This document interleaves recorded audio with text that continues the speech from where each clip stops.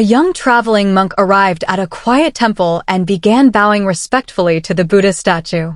He noticed the sacred vase beside the statue was dry and the willow branch inside had withered. Checking the water jar, he found it empty too. Without hesitation, he picked up a carrying pole and went down the mountain, returning with 2 full buckets of water. He filled the sacred vase and placed the willow branch back in, which slowly came back to life, as if the Buddha himself smiled again. Wishing peace through the seasons, he settled at the temple. Each day he went down for water and chanted at night, content in his routine. One day, a second monk arrived. The young monk greeted him warmly and offered a bowl of water. The visitor drank several bowls in a row, nearly emptying the jar.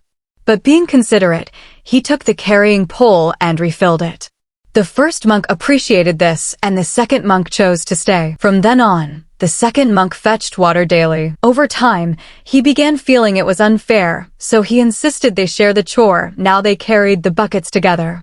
But even this led to bickering. They kept shifting the load toward each other. Because of their height difference, the buckets tilted awkwardly, so they kept shoving the pole back and forth until they gave up and dropped it. Then the young monk marked the center with a ruler, and they finally carried the water in peace. Later, a third monk, a chubby one, joined them. After drinking his fill from the jar, he went off to nap without helping. The other 2 were furious and forced him to go get water.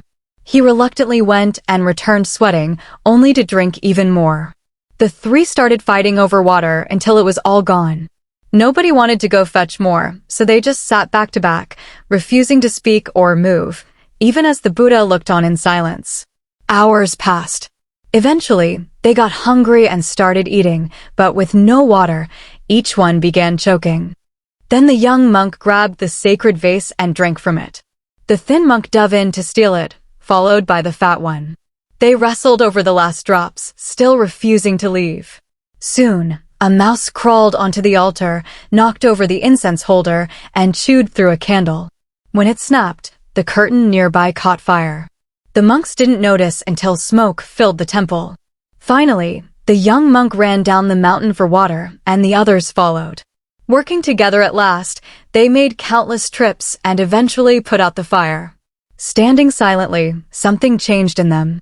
They shook hands, made peace, and even built a water drawing system to make their work easier. With clear roles and no more complaints, everything ran smoothly. The story reminds us not to be selfish. Real peace comes from sharing, working together, and putting the group above ourselves, because when everyone thrives, that's the truest harmony.